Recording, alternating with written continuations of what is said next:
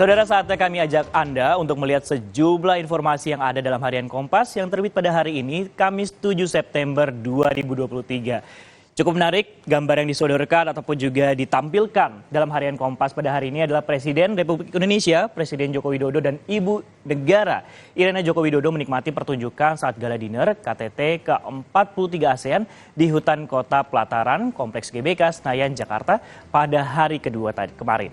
Nah, keduanya mengenakan busana tradisional khas Betawi untuk menyambut hangat para pemimpin negara anggota ASEAN dan mitra wicara ASEAN. Judul besar yang ditampilkan adalah Amerika Serikat sodorkan geopolitik, sedangkan China tawarkan ekonomi.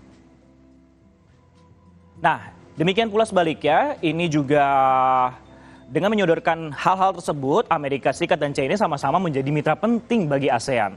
Kompetisi sengit di antara dua adidaya ini juga hanya akan menjadi energi negatif.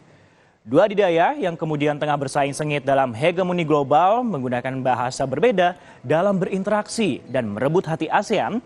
Dan secara umum perwakilan kedua negara sama-sama menyampaikan bahwa setiap pihak dan ASEAN memiliki kepentingan bersama.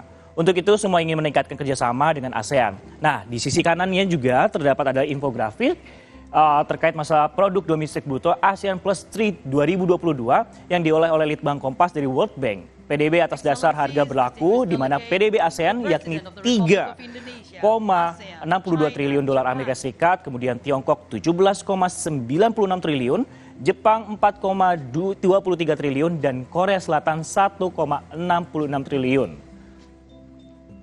Dan di informasi lain dalam harian Kompas di halaman muka di sisi sebelah kiri ada yang juga disoroti terkait masalah penipu cinta asal China ditangkap Kepolisian Negara Republik Indonesia dan Kepolisian Tiongkok, di mana menangkap 42 warga negara Tiongkok terdiri dari 34 laki-laki dan 8 perempuan.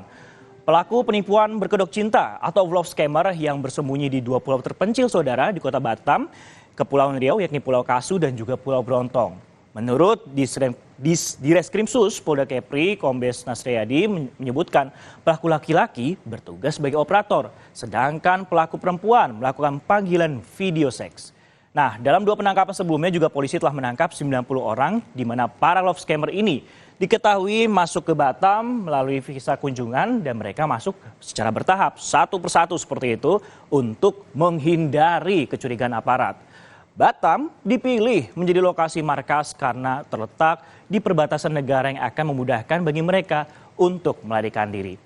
Di informasi lainnya, kita menuju ke halaman 15, saudara, ini yang sempat menjadi sorotan ataupun juga topik utama beberapa waktu terakhir terkait masalah korban ginjal akut belum terima santunan.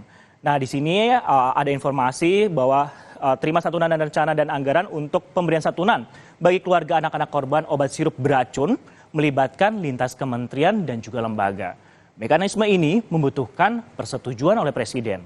Santunan juga ini sangat dinanti oleh para korban sebagai tanggung jawab pemerintah atas tragedi peredaran obat sirup beracun pada 2022 lalu.